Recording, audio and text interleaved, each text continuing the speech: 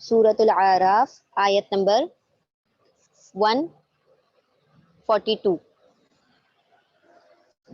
تو موسیٰ علیہ السلام کے جو قوم کے لوگ تھے انہوں نے بچڑے کو معبود بنا لیا اور اس کو مطلب اس کی پوجا شروع کر دی موسیٰ علیہ السلام کی غیر موجودگی میں۔ پھر جب ان کے فریب خوردنی کا طلسم ٹوٹ گیا، موسیٰ علیہ السلام کے پیچھے اس کی قوم کے لوگوں نے اپنے زیوروں سے ایک بچڑے کا پتلا بنا لیا جس میں سے بیل کی سی آواز نکلتی تھی۔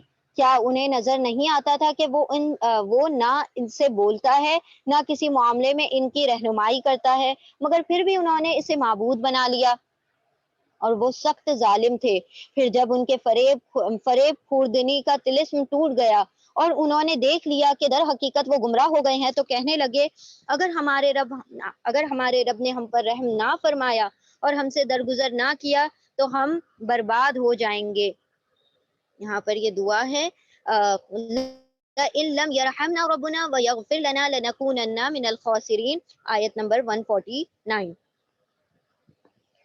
بہت بری جانشینی کی تم لوگوں نے میرے بعد، کیا تم سے اتنا صبر نہ ہوا کہ اپنے رب کے حکم کا انتظار ہی کر لیتے اور تختیاں پھینک دی اور اپنے بھائی ہارون کے سر کے بال پکڑ کر اسے کھینچ لیا، یعنی کہ جو موسیٰ علیہ السلام تورات لے کر آئے تھے اسے بازو میں رکھ کر اور اپنے بھائی ہارون علیہ السلام کی پیشانی کے بال پکڑ لیے۔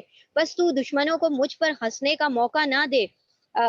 ہارون علیہ السلام کے بالوں کو پکڑ کر کھینچا۔ ہارون علیہ السلام نے کہا اے میری ماں کے بیٹے، ان لوگوں نے مجھے دبا لیا تھا اور قریب تھا کہ مجھے مار ہی ڈالتے، بس تو دشمنوں کو مجھ پر ہنسنے کا موقع نہ دے اور اس ظالم گروہ کے ساتھ مجھے نہ شامل کر۔ تب موسیٰ علیہ السلام نے کہا اے رب، مجھے اور میرے بھائی کو معاف کر دے اور ہمیں اپنی رحمت میں داخل فرما، تو سب سے بڑھ کر رحم فرمانے والا ہے۔ یہاں پر بھی یہ بھی دعا ہے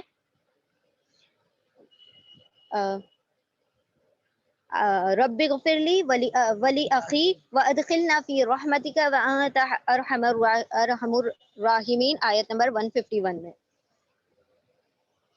جب موسیٰ علیہ السلام نے ہارون علیہ السلام کو پکڑ لیا تو ہارون علیہ السلام نے کہا کہ میں تو اکیلا اور نہتا تھا اور یہ ساری کی ساری قوم ایک جٹ ہو گئی تھی، تو میں کیا کرتا، میں ہیلپ لیس تھا کہ میں ان کو کسی طریقے سے روک سکتا، تو اب میں کیا کروں، مطلب میں کیا کر سکتا تھا، میں نے ساری کوششیں کی لیکن میں وہ کوششیں کارگر نہ ثابت ہوئی۔ تو اللہ سبحانہ و تعالیٰ سے موسیٰ علیہ السلام اپنے اور اپنے بھائی کے حق میں معافی مانگنے لگے۔ جواب میں ارشاد ہوا کہ جن لوگوں نے بچڑے کو معبود بنایا وہ ضرور اپنے رب کے غضب میں گرفتار ہو کر رہیں گے اور دنیا کی زندگی میں ذلیل ہوں گے۔ جھوٹ گڑنے والوں کو ہم ایسی ہی سزا دیتے ہیں، اور جو لوگ برے عمل کریں پھر توبہ کر لیں اور ایمان لے آئیں تو یقیناً اس توبہ پر ایمان کے بعد تیرا رب رحم کرنے والا اور درگزر کرنے والا ہے۔ پھر جب موسیٰ علیہ السلام کا غصہ ٹھنڈا ہوا تو اس نے وہ تختیاں اٹھا لی جن کو تحریر میں ہدایت اور رحمت جن کی تحریر میں ہدایت اور رحمت تھی ان لوگوں کے لیے جو اپنے رب سے ڈرتے ہیں، اور اس نے اپنی قوم کے 70 آدمیوں کو منتخب کیا تاکہ وہ اس کے ساتھ ہمارے مقرر کیے ہوئے وقت پر حاضر ہوں۔ جب ان لوگوں کو ایک سخت زلزلے نے آ پکڑا تو موسیٰ علیہ السلام نے عرض کیا اے میرے پروردگار، آپ چاہتے تو ہم پہلے ہی ان کو اور مجھ کو ہلاک کر سکتے تھے، کیا آپ اس قصور میں جو ہم میں سے چند نادانوں نے کیا تھا ہم سب کو ہلاک کر دیں گے؟ یہ تو آپ کی ڈالی ہوئی ایک آزمائش تھی جس کے ذریعے سے آپ جسے چاہتے ہیں گمراہی میں مبتلا کر دیتے ہیں اور جسے چاہتے ہیں ہدایت بخش دیتے ہیں۔ ہمارے سرپرست تو آپ ہی ہیں، بس ہمیں معاف کر دیجئے اور ہم پر رحم فرما دیجئے، آپ سب سے بڑھ کر معاف فرمانے والے ہیں، اور ہمارے لیے اس دنیا کی بھلائی بھی لکھ دیجئے اور آخرت کی بھی، ہم نے آپ کی طرف رجوع کر لیا۔ یہ یہاں سے 151 اور 155 اینڈ 156 میں یہ دعا ہے موسیٰ علیہ السلام کی۔ اب یہ موسیٰ علیہ السلام جو تھے اپنے ساتھی جو تھے 70 لوگوں کو لے کر گئے تھے اللہ سبحانہ و تعالیٰ کی پکار پر، وہ ان ساتھیوں کو مطلب وہ جو 70 لوگ تھے وہ اللہ سبحانہ و تعالیٰ کے بہت موسیٰ علیہ السلام نے ان لوگوں کو چنا تھا جو بہت نیک بندے تھے۔ اب ان لوگوں نے کیا کہا کہ موسیٰ علیہ السلام کو جب تختیاں مل گئی ہیں تو اب ہم نے بھی اللہ کو دیکھنا ہے۔ جب انہوں نے 70 لوگوں نے مطالبہ کیا تو اللہ سبحانہ و تعالیٰ نے سب کو وہیں کے وہیں موت دے دی۔ اب موت دے دی تو موسیٰ علیہ السلام کیا ہو گئے؟ بالکل ہکا بکا رہ گئے کہ میں تو یہ چن کر لوگوں کو لایا تھا، اگر یہی سارے فنا ہو جائیں گے تو ایک تو میں اپنی قوم میں جا کر کیا جواب دوں گا، اور دوسرا پھر اللہ کا نام لیوا کون رہے گا، کیونکہ یہ تو وہ لوگ تھے جو ایمان والے تھے۔ تو اللہ سبحانہ وتعالیٰ نے پھر موسیٰ علیہ السلام کی فریاد کو سنا اور ان کو سب کو ایک ایک کر کے زندہ کیا، تاکہ معجزے کو بھی دیکھ لیں کہ اللہ سبحانہ وتعالیٰ مارنے اور جلانے پر قادر ہے۔ اور ایک ایک کو زندہ کیا تو دوسرے لوگ دیکھ رہے تھے، دوسرے کو زندہ کیا، تیسرے کو، ایسے کر کے اللہ سبحانہ وتعالیٰ نے سب کو دوبارہ سے زندگی بخش دی۔ جواب میں ارشاد ہوا، سزا تو میں جسے چاہتا ہوں دیتا ہوں، مگر میری رحمت ہر چیز پر حاوی ہے۔ یعنی اللہ سبحانہ وتعالیٰ نے دوبارہ سے وہی تذکرہ کیا اپنی رحمت کا۔ دیکھیں بار بار اللہ سبحانہ وتعالیٰ اپنی رحمت کو، جب بھی عذاب کی بات آتی ہے اس کے ساتھ اللہ سبحانہ وتعالیٰ اپنی رحمت کا ضرور تذکرہ کر دیتے ہیں کہ بندے اگر گناہ کر بیٹھیں تو پھر اللہ کی رحمت سے مایوس نہ ہو جائیں، بلکہ کیا کریں، نادم ہو جائیں اور توبہ کر لیں، تو اللہ سبحانہ وتعالیٰ کو غفور الرحیم ہی پائیں گے۔ عذابی اصیبو بھی من اشاء رحمتی وسیعت کل شیء، میری رحمت تو ہر چیز پر پھیلی ہوئی ہے، ہر شے پر پھیلی ہوئی ہے، اور اسے میں ان لوگوں کے حق میں لکھوں گا جو نافرمانی سے پرہیز کرتے ہیں، زکوٰۃ دیتے ہیں اور میری آیات پر ایمان لاتے ہیں۔ بس آج یہ رحمت ان لوگوں کا حصہ ہے جو اس پیغمبر نبی امی صلی اللہ علیہ وسلم کی پیروی اختیار کریں۔ یعنی اللہ سبحانہ وتعالیٰ نے اس امت پر دوسری امتوں کے بنسبت زیادہ رحمتیں کی ہیں۔ آیت نمبر 157، الذین یتبعون الرسول، نبی صلی اللہ علیہ وسلم کی جو پیروی کرنے والے ہیں، اللہ نے ان کے اوپر مزید رحمتوں کے دروازے کھول رکھے ہیں، جس کا ذکر انہیں اپنے ہاں تورات اور انجیل میں لکھا ہوا ملتا ہے، اور انہیں نیکی کا حکم دیتا ہے۔ یعنی نبی صلی اللہ علیہ وسلم کا کیا کام تھا کہ وہ لوگوں کو نیکی کا حکم دیتے تھے اور بدی سے روکتے تھے، ان کے لیے پاک چیزیں حلال اور ناپاک چیزیں حرام کرتا ہے، اور ان پر سے وہ بوجھ اتارتا ہے جو ان پر لدے ہوئے تھے، اور وہ بندشیں کھولتا ہے جن میں وہ جکڑے ہوئے تھے۔ یعنی کہ نبی صلی اللہ علیہ وسلم کے آنے کے بعد بہت سارے ایسے رسومات کے بوجھ جو اللہ مطلب لوگوں نے اپنی قوم نے اپنے کاندھوں پر ڈال رکھے تھے اور ان کی پیٹھیں ٹوٹ رہی تھی اس کی وجہ سے، اللہ سبحانہ وتعالیٰ نے نبی کی بعثت سے ان تمام بوجھوں کو ختم کر دیا۔ اسرن کہا جاتا ہے ایسے بوجھ کو جو اٹھایا نہ جائے، تو اللہ سبحانہ وتعالیٰ نے وہ سارے بوجھ نبی صلی اللہ علیہ وسلم کے زمانے میں ان کی نبوت کے دور میں ختم کر دیے، اور ان کے اوپر ایسے رحم کیا کہ اس زمانے میں لوگ قتل کیا کرتے تھے، اولادوں کو قتل کرتے تھے، غلامی کا دور تھا، غلامی ختم کروا دی، عورتوں کو کچھ نہیں، حقیر ترین مخلوق سمجھا جاتا تھا، ایک کموڈٹی سمجھا جاتا تھا۔ اللہ سبحانہ تعالیٰ نے عورتوں کو عزت کے یہ شرف بخش دیے کہ ان کے قدموں کے نیچے لا کے جنتیں رکھ دی۔ اللہ سبحانہ تعالیٰ نے اتنی مطلب عزتیں ان کو عطا کر دی۔ پھر غلاموں کو ایک رتبہ عطا کر دیا کہ جب صف میں کھڑے ہوں گے تو چاہے بندہ ہو چاہے غلام ہو، سب کو ایک ہی صف میں کھڑا ہونا ہوگا نماز کے لیے۔ پھر اللہ سبحانہ تعالیٰ نے بیٹیوں کو جو قتل کیا کرتے تھے ان کو عزت اور شرف بخش دیا، ان کو اور زیادہ عزتیں بخش دی کہ جو بیٹی سے محبت کرے گا، جو ان کو پال پوس کر بڑا کرے گا، اللہ سبحانہ تعالیٰ نبی صلی اللہ علیہ وسلم کا اس کو جنت میں ساتھ عطا کریں گے۔ اس طریقے سے اتنی ساری جو فضولیات تھیں، جو جہالتیں تھیں، نبی صلی اللہ علیہ وسلم کی بعثت سے تمام کی تمام ختم کر دی گئیں، اور لہٰذا جو لوگ اس پر ایمان لائیں اور اس کی حمایت اور نصرت کریں اور اس روشنی کی پیروی اختیار کریں، یعنی قرآن کریم کی جو اس کے ساتھ نازل کی گئی ہے، وہی فلاح پانے والے ہیں۔ اے محمد صلی اللہ علیہ وسلم کہو، اے انسانوں، میں تم سب کی طرف اس خدا کا پیغمبر ہوں جو زمین اور آسمان کی بادشاہی کا مالک ہے۔ آیت نمبر 157۔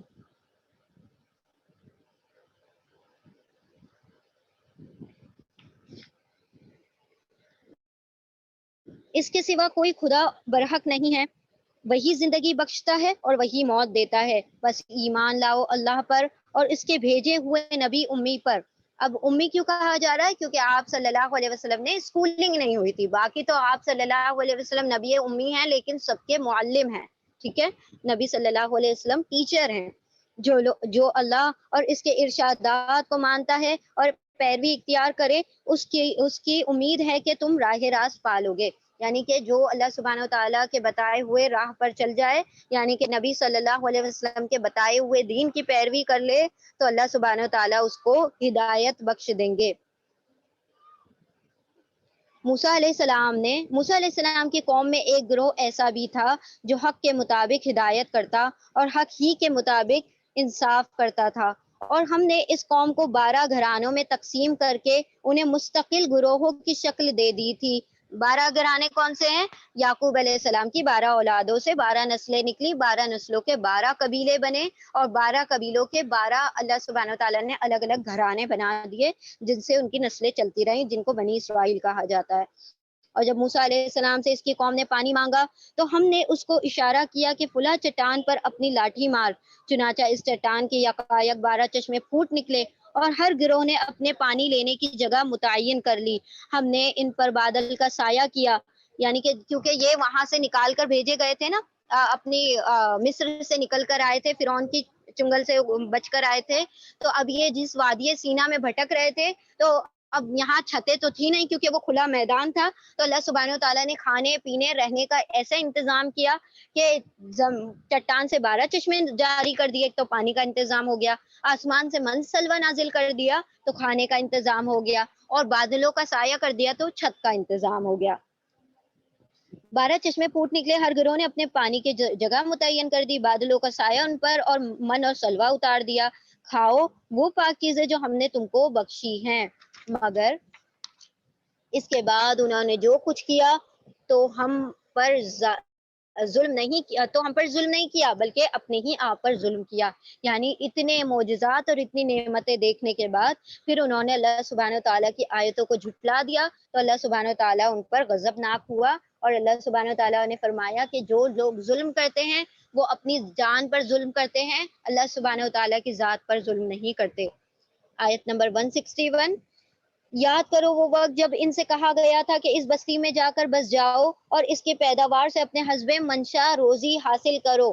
کون سی بستی؟ جو ان کا اصل گھر تھا، ان کی اصل بستی تھی، جو جہاں کی یہ نسلیں ہیں، یعنی کہ یروشلم بیت المقدس میں جا کر بس جاؤ. تو انہوں نے کیا کیا اور کہا، ہتتن کہتے ہوئے گزرو.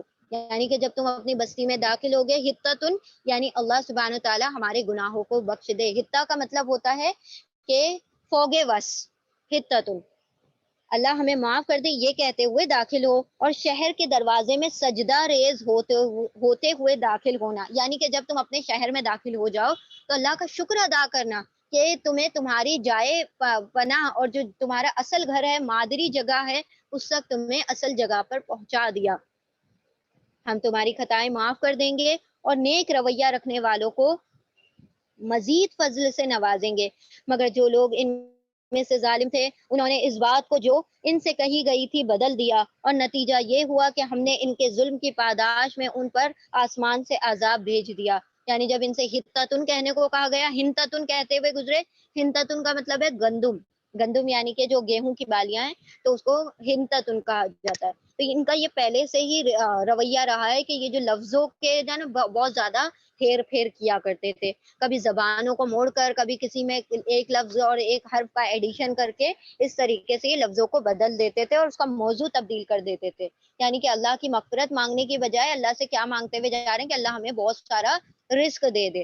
یعنی کہ رزق ان دا سینس کہ وہ کھانے پینے کی جو دنیاوی چیزیں وہ دے دے، ہم من سلوا کھا کھا کے بور ہو چکے ہیں. اور ذرا ان سے اس بستی کا حال بھی پوچھو جو سمندر کے کنارے واقع تھی.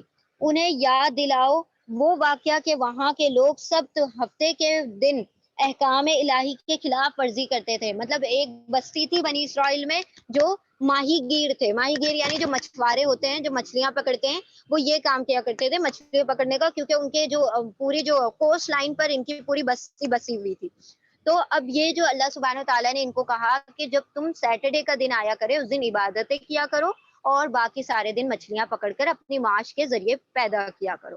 انہوں نے کیا کیا، اللہ سبحانہ تعالیٰ نے آزمائش کے طور پر سبت کے دن یعنی سیٹرڈے کے یہ دن کیا کیا، زیادہ سے زیادہ مچھلیاں اس کے مطلب وہ جو سمندر تھا اس کے اندر ابل ابل کر آیا کرتی تھی. اب یہ ان کو ایسا وہ لگا کہ ہماری جو اکنامی ہے اس سے افیکٹ کر رہی ہے، کہ جس دن اصل ہمارا وہ جو کمائی کا دن تھا اس دن تو ہمیں روک دیا گیا. اب کیا کیا جائے؟ تو انہوں نے کیا کیا کہ وہاں پر کچھ لوگوں نے تو گڑھے کھود دیے کہ کونے میں وہ مچھلیاں جمع ہو جایا کریں. کچھ لوگوں نے کیا کیا کہ اس کے اندر جال ڈالنے لگے سیٹرڈے کے دن. تو سب کے دن یہ جال ڈال کر چھوڑ دیتے تھے، تو جو مچھلیاں سیٹرڈے کو اس کے اندر پھنس جاتی تھی یہ سنڈے کو اس کو نکال لیا کرتے تھے اور کہتے تھے کہ ہم تو عبادت کر رہے تھے اس دن اور ہم نے تو کوئی مچھلیاں نہیں پکڑی، اور ہمارا کام یعنی ان کا کام بھی ہو گیا اور اللہ سمجھتے تھے کہ اللہ کی فرما برداری بھی ہو گئی. یعنی اللہ سبحانہ تعالیٰ کے احکامات میں توڑ موڑ کرنا، یعنی اس کے اندر کسی بھی قسم کی ٹوسٹ پیدا کرنا، یہ ان کا طریقہ تھا. تو اللہ سبحانہ تعالیٰ نے ان کے ہفتہ یعنی سبت کے دن کے احکام الہی کی خلاف ورزی انہوں نے کی، اور یہ کہ مچھلیاں سبت ہی کے دن ابھر کر سطح پر ان کے سامنے آتی تھی اور سبت کے سوا باقی دنوں میں نہیں آتی تھی. یہ اس لیے ہوتا تھا کہ ہم ان کی نافرمانیوں کی وجہ سے ان کو آزمائش میں ڈال رہے تھے، اور انہیں یہ بھی یاد دلا دو کہ جب ان میں سے ایک گروہ نے دوسرے گروہ سے کہا تھا کہ تم ایسے لوگوں کو کیوں نصیحت کرتے ہو جنہیں اللہ ہلاک کرنے والا یا سخت سزا دینے والا ہے، تو انہوں نے جواب دیا تھا کہ ہم یہ سب کچھ تمہارے رب کے حضور اپنی معذرت پیش کرنے کے لیے کرتے ہیں، اور اس امید پر کرتے ہیں کہ شاید یہ لوگ اس کی نافرمانی سے پرہیز کرنے لگے. آخرکار جب وہ ان ہدایات کو بالکل ہی فراموش کر گئے جو انہیں یاد کرائی گئی تھی، تو ہم نے ان لوگوں کو بچا لیا جو برائی سے روکتے تھے، اور باقی سب لوگوں کو جو ظلم کرتے تھے اور ان کی نافرمانیوں پر سخت عذاب سے ہم نے انہیں پکڑ لیا. پھر جب وہ پوری سرکشی کے ساتھ وہی کام کیے چلے گئے جس سے انہیں روکا گیا تھا، تو ہم نے کہا بندر ہو جاؤ ذلیل و خوار. اب یہ اللہ سبحانہ تعالیٰ نے جب یہ مچھلی والا واقعہ ہوا سبت والا، تو اس میں 3 گروہ بن گئے تھے. ایک گروہ وہ تھا جو لوگوں کو برائی کرنے سے روکتا تھا کہ مت مچھلیاں پکڑو، یہ اللہ سبحانہ تعالیٰ کے احکامات میں توڑ موڑ کرنا ہے، یعنی کہ باتوں کو اس کے موضوع سے پھیر کر کچھ تبدیلیاں کر دینا ہے اللہ کے احکام میں. تو یہ مانا نہیں کرتے تھے. اور ایک گروہ ایسا تھا کہ نہ مچھلیاں پکڑتا تھا، اور جو یہ لوگ روکتے تھے ان کو روکا کرتا تھا. یہ کہتے تھے کہ تمہیں کیا پڑی ہے، وہ جو کر رہے ہیں کرنے دو، تمہیں کیا ضرورت ہے ان کو ٹوکنے کی، ہم تو نہیں کر رہے نا، تو کافی ہے. تو اللہ سبحانہ تعالیٰ نے ان 2 گروہ کو عذاب دے دیا، جو ایک تو مچھلیاں پکڑ رہے تھے، دوسرا جو نہ تو پکڑ رہے تھے لیکن ان کو برائیوں سے روک بھی نہیں رہے تھے. تو اللہ سبحانہ تعالیٰ نے ان 2 گروہ کو عذاب میں پکڑ لیا، اور جو برائی سے روک رہا تھا اللہ سبحانہ تعالیٰ نے اس کو بچا لیا. تو یعنی اب یہ ذمہ داری دیکھیں، یہ سارے قصے جو بتائے جا رہے ہیں واقعات، یہ اس لیے بتائے جا رہے ہیں تاکہ ہم غور و فکر کر کے اس کے مطابق عمل کریں. یعنی کہ برائی سے روکنا ایک اہم ترین ذمہ داری ہے ہر بندے پر. یعنی نیکی کے حکم دینے سے زیادہ اہم ہے کہ بندوں کو برائیوں سے روکا جائے. جب بندے برائیوں سے رک جاتے ہیں تو نیکیاں پھر خود بخود ہونے لگتی ہیں.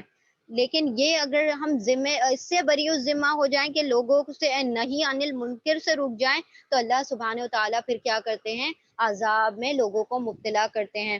تو دیکھیں اب بھی ایسا ہو گیا ہے کہ ہم لوگ کیا کرتے ہیں کہ کسی کو دیکھتے ہیں نا برائی میں مبتلا، تو ہم کہتے ہیں کہ جانے دو، ہمیں کیا کرنا ہے، وہ کر رہے ہیں کرنے دو. مطلب ہم اب اس چیز کو اپنے ذات تک سمجھتے ہیں کہ وہ اس کی ذات تک ہے، ہمارے اوپر کوئی اس کا اثر نہیں پڑتا. لیکن ہم پر بہت بڑا اثر پڑتا ہے اس چیز کا، کیونکہ اللہ سبحانہ و تعالیٰ جس بستی میں دیکھتے ہیں کہ کوئی برائی سے روکنے والا نہیں ہے، پھر اس کے اوپر عذاب کا کوڑا برسا دیا جاتا ہے. تو ہم نے کم از کم لوگوں کو برائی سے روکنے والا بننا ہے، اور وہ حدیث سے ثابت ہے کہ کم از کم ہاتھ سے روک دیا جائے، یہ نہیں تو زبان سے روک دیا جائے، اور یہ بھی نہیں تو کم سے کم دل میں برا جانا جائے. اور اگر یہ بھی نہیں ہم کر سکتے تو پھر سمجھ لے کہ ہمارے ایمان ہم سے مطلب کہیں گم ہو گئے ہیں، جبھی تو ہمیں برائیاں نہیں لگتی.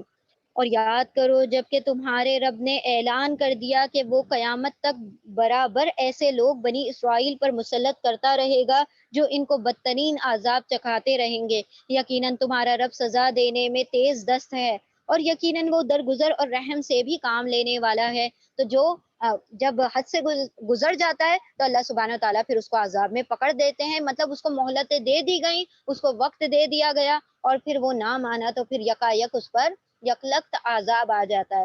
اور اگر بندہ اس مہلت کا صحیح مطلب وہ کر لے اور سمجھ جائے، اصلاح کر لے، تو اللہ سبحانہ تعالیٰ کو پھر وہ رحم کرنے والا ہی پائے گا۔ ہم نے ان کو زمین کے ٹکڑے ٹکڑے کر کے بہت سی قوموں میں تقسیم کر دیا۔ آیت نمبر 168۔ کچھ لوگ ان میں سے نیک تھے اور کچھ ان سے مختلف تھے، اور ہم ان کو اچھے اور برے حالات سے آزمائش میں مبتلا کرتے رہے کہ شاید کہ یہ پلٹ جائیں۔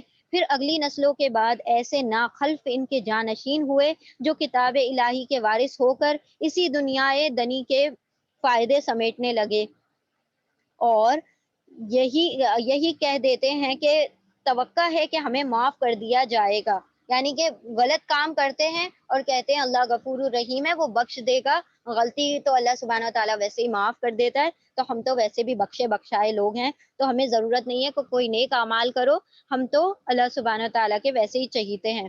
اللہ کے نام پر وہی باتیں کہیں جو حق ہو، اور یہ خود پڑھ چکے ہیں کہ جو کتاب میں لکھا ہے آخرت کی قیام گاہ تو خدا ترس لوگوں کے لیے ہی بہتر ہے۔ کیا تم اتنی سی بات نہیں سمجھتے؟ جو لوگ کتاب کی پابندی کرتے ہیں اور جنہوں نے نماز قائم کی ہے، یقیناً ایسے نیک کردار لوگوں کا اجر ہم ضائع نہیں کریں گے۔ آیت نمبر 171۔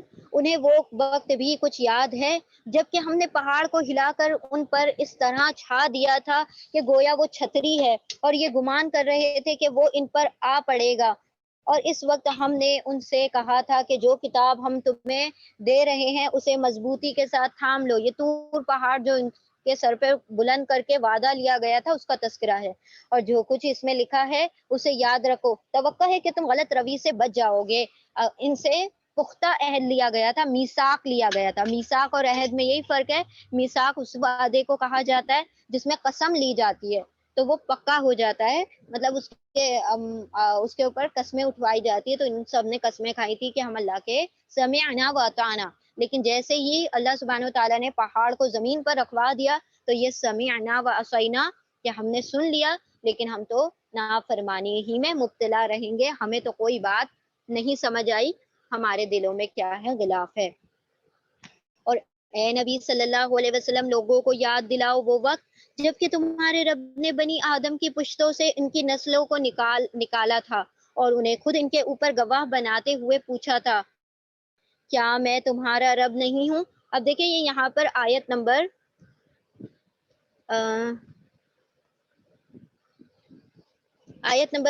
172 میں وعدہ الست آ رہا ہے، وہ وعدہ جو ہم اللہ سبحانہ وتعالیٰ سے عالم ارواح پر کر آئے تھے۔ 172 میں الست بربکم، اللہ سبحانہ وتعالیٰ نے ساری روحوں کو جو قیامت تک آنے والے سب کو کھڑا کر کے اپنے سامنے پوچھا، الست بربکم، کیا میں تمہارا رب نہیں ہوں؟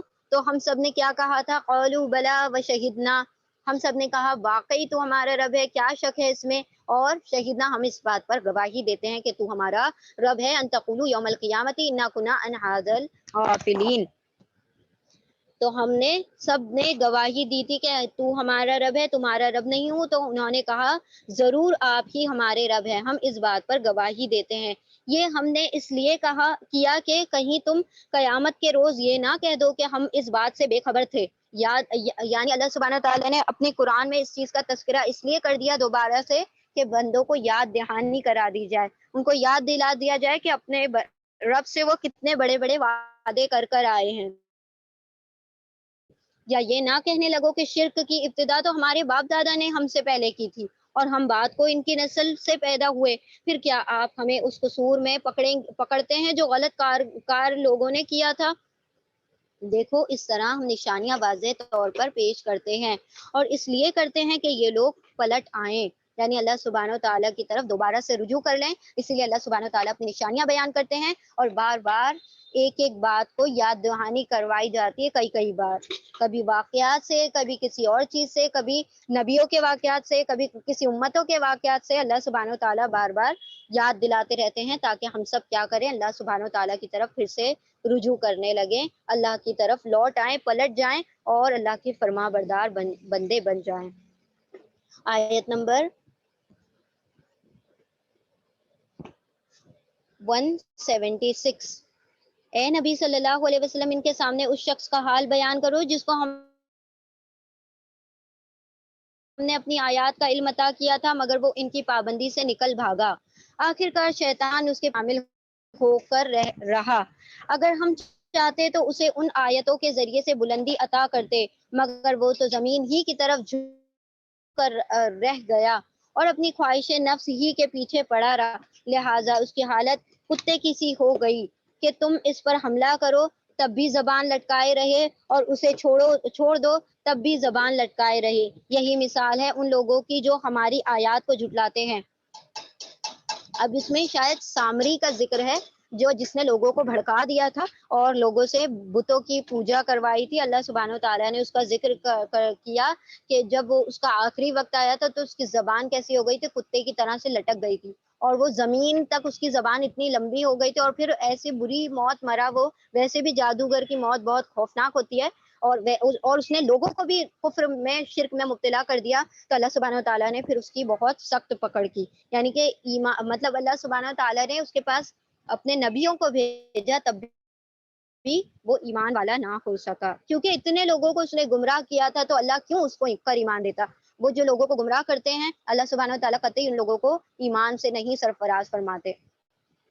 تم یہ حکایات ان کو سناتے رہو شاید کہ یہ کچھ غور و فکر کریں۔ بڑی ہی بری مثال ہے ایسے لوگوں کی جنہوں نے ہماری آیات کو جھٹلایا اور وہ آپ اپنے ہی اوپر ظلم کرتے رہے ہیں۔ جسے اللہ ہدایت بخشے بس وہی راہ راست پا لیتا ہے، یعنی اللہ سبحانہ و تعالیٰ کے سیدھے راستے کو پا لیتا ہے، اور جس کو اللہ اپنی رہنمائی سے محروم کر دے وہی ناکام و نامراد ہو کر رہتا ہے۔ اور یہ حقیقت ہے کہ بہت سے جن اور انسان ایسے ہیں جن کو ہم نے جہنم ہی کے لیے پیدا کیا ہے، یعنی کہ وہ ہمیشہ گمراہ ہی رہیں گے۔ اللہ سبحانہ و تعالیٰ کتنی بھی ان کے سامنے نشانیاں لا کر کھڑی کر دیں لیکن وہ کیا ہے، ان کو نہیں ماننے والے، وہ بالآخر جہنم کا ایندھن بن کر رہنے والے ہیں۔ اسی لیے اللہ سبحانہ و تعالیٰ نے کہہ دیا کہ ہم نے پیدا ہی ان کو جہنم کے لیے کیا، یعنی کہ وہ اللہ سبحانہ و تعالیٰ کی نافرمانیاں ہی کرتے رہیں گے تو وہ بالآخر جہنم ہی میں جائیں گے۔ ان کے پاس دل ہیں مگر وہ ان سے نہیں سوچتے، ان کے پاس آنکھیں ہیں مگر وہ ان سے نہیں دیکھتے، ان کے پاس دل ہیں حق کو دیکھنے سے، وہ حق کو سمجھنے سے انکار کرنے والے، آنکھیں ہیں حق کو دیکھنے سے انکار کرنے والی، ان کے پاس کان ہیں مگر وہ ان سے حق کو نہیں سنتے، وہ جانوروں کی طرح ہیں بلکہ ان سے بھی زیادہ گئے گزرے، وہ لوگ ہیں جو غفلت میں کھوئے ہوئے ہیں۔ جانور کو تو اللہ سبحانہ و تعالیٰ نے جو ہدایت دی ہے، جو ان کو طبعی ہدایت مل چکی ہے، جو ان کے اندر ان بلٹ ہے، اس پر تو وہ عمل کرتے ہیں۔ کوئی بکری کو آپ نہیں دیکھیں گے کہ وہ گوشت کھانا شروع کر دے اور کوئی شیر آپ ایسا نہیں پائیں گے کہ وہ چارہ کھانا شروع کر دے۔ اللہ سبحانہ و تعالیٰ نے جو ان کو طبعی ہدایتیں دے دی ہیں وہ اس پر کاربند رہتے ہیں، سوائے انسان کے کہ اللہ سبحانہ و تعالیٰ کی اتنی ہدایتیں جو کہ اندر سے بھی اس کو ملی ہوئی ہیں، فطرت سے بھی ملی ہیں، باہر سے بھی ملی ہیں، قونیہ بھی ہیں، شرعیہ بھی ہیں، تب بھی وہ کیا کرتا ہے، اللہ سبحانہ و تعالیٰ کی نافرمانی کر کر کے اپنے ہی اوپر، اپنی ذات پر ظلم کرتا رہتا ہے۔ آیت نمبر 180، اللہ اچھے ناموں کا مستحق ہے، وَلِلَّهِ الْأَسْمَاءُ الْحُسْنَى فَادْعُوهُ بِهَا، اللہ سبحانہ و تعالیٰ کو بہترین ناموں سے پکارو، اور اللہ سبحانہ و تعالیٰ کے 99 نام جو ہیں اللہ نے خود بتا دیے۔ دیکھیں صرف اللہ کے 99 نام نہیں ہیں، اللہ کی بہت ساری صفات ہیں جو کہ قرآن میں بھی آتی ہیں لیکن ان 99 ناموں میں شامل نہیں ہیں، ٹھیک ہے؟ تو بہت ساری صفات ہے اللہ سبحانہ و تعالیٰ کی، تمام صفاتیں ایک طرح سے شمار نہیں کی جا سکتی کیونکہ اللہ سبحانہ و تعالیٰ ہر وہ مطلب جو پریز ہے، ہر وہ حمد ہے جو دنیا میں یا آخرت کے متعلق کی جا سکتی ہے، وہ ساری کی ساری ڈائریکٹ ہو یا انڈائریکٹ ہو، سب کی سب اللہ ہی کے لیے ہوتی ہیں۔ تو ہم اس کی حمد کا حق تو ادا نہیں کر سکتے لیکن اس کے ناموں کا شمار کر سکتے ہیں نا۔ تو کم از کم 99 نام جو اللہ سبحانہ و تعالیٰ نے بتا دیے ہیں ان کو یاد کر لیں، ان کو لرن کر لیں، ان کو اپنی دعاؤں کا حصہ بنائیں، کیونکہ اللہ سبحانہ و تعالیٰ کی وہ تمام صفات ہیں جو ایسے نہیں یاد ہوتی، تو وہ ایک بہت پیاری سی وہ ٹون میں ہے، تو وہ اس میں آپ لوگ یاد کر لیں تو انشاءاللہ پھر ہم اپنی دعاؤں میں اگر اس کو شامل کریں گے تو اللہ سبحانہ و تعالیٰ اس کے ذریعے سے ہماری کیا کریں گے، دعاؤں کے ہماری حاجت روائی کریں گے، کیونکہ اس کے اندر اسم اعظم بھی آتے ہیں، الحی القیوم، اور اور جو بھی اللہ سبحانہ و تعالیٰ کی جب صفات اور اس کی حمد و ثنا سے اسے پکارا جاتا ہے تو اللہ سبحانہ و تعالیٰ کیا کرتے ہیں، اس کی بندے کی دعاؤں کو رد نہیں کرتے۔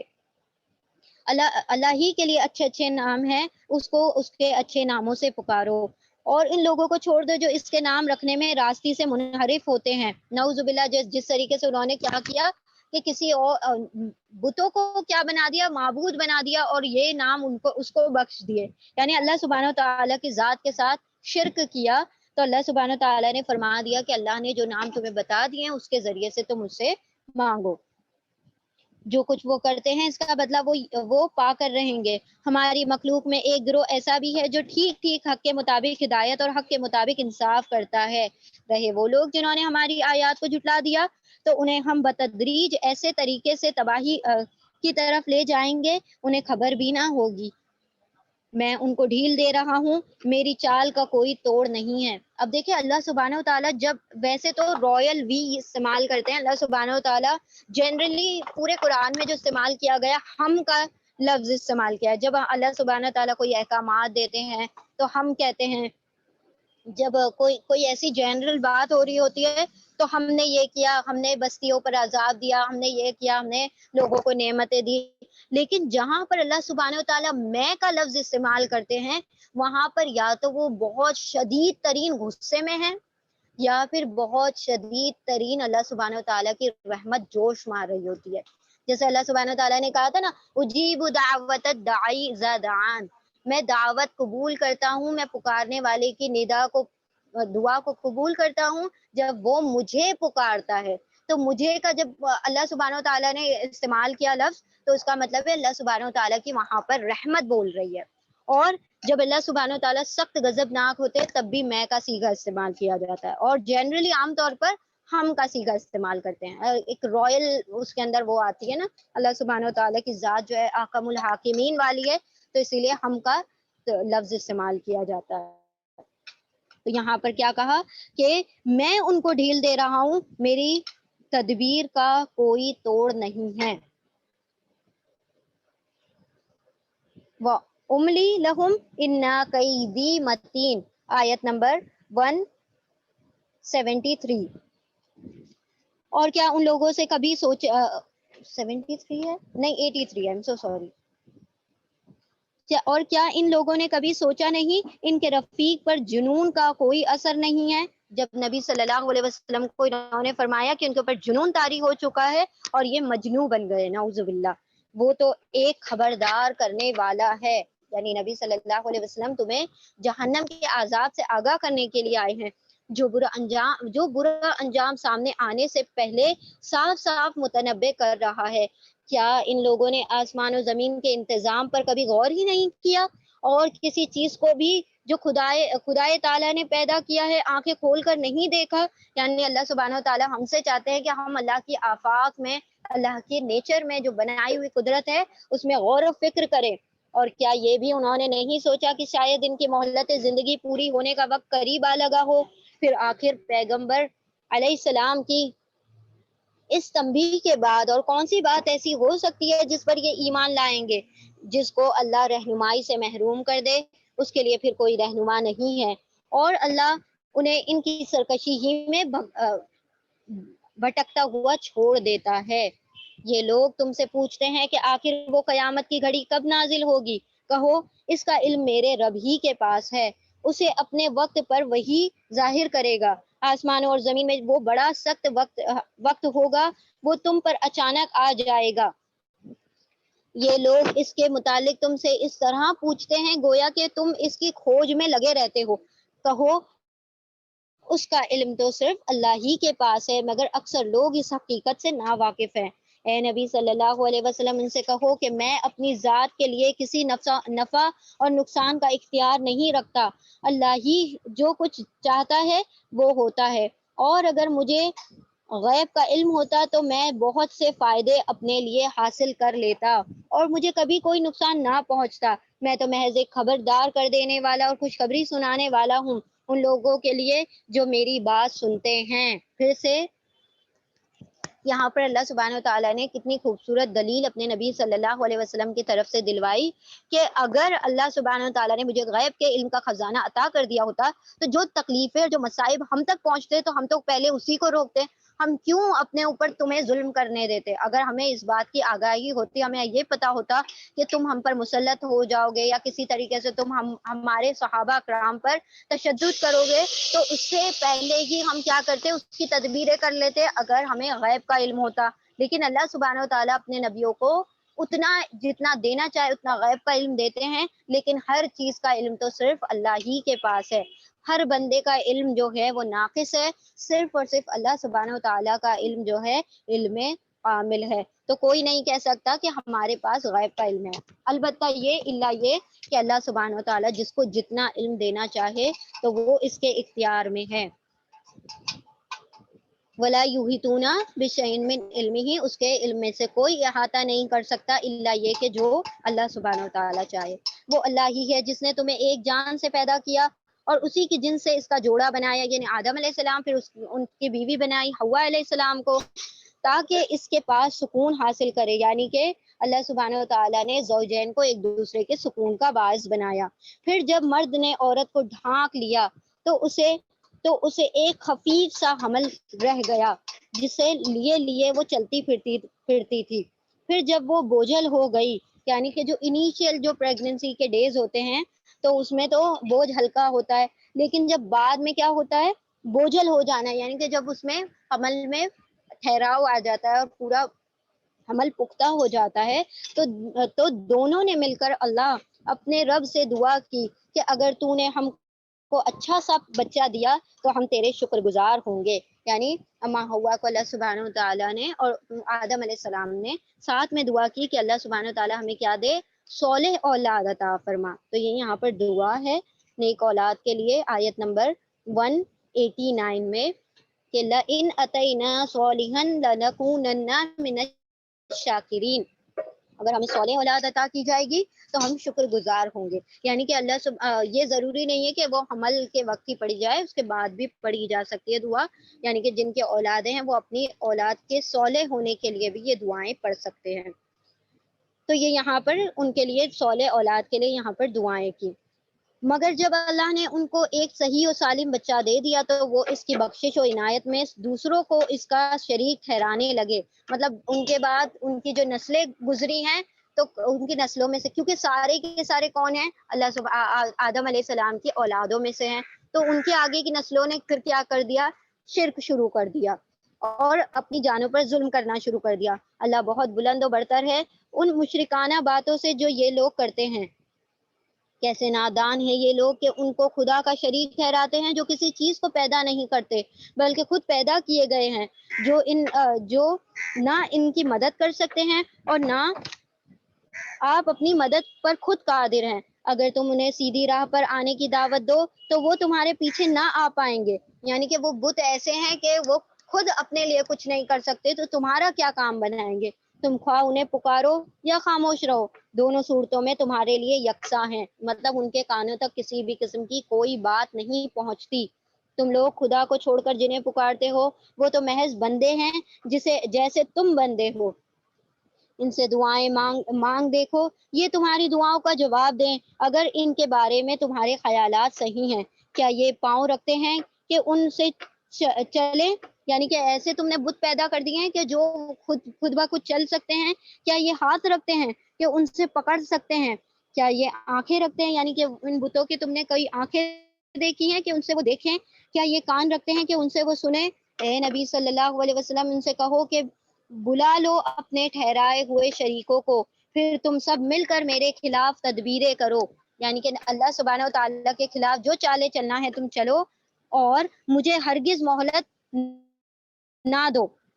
मेरा हामी और नासिर तो खुदा है। यानी नबी सल्लल्लाहु अलैहि वसल्लम को कोई मोहलत ना दो और अल्लाह सुब्हानहू तआला की तदबीरों के खिलाफ तुम चाले चलो। पूरी दुनिया को इकट्ठा करना चाहे तो कर लो, जिसने ये किताब नाजिल की है और वो नेक आदमी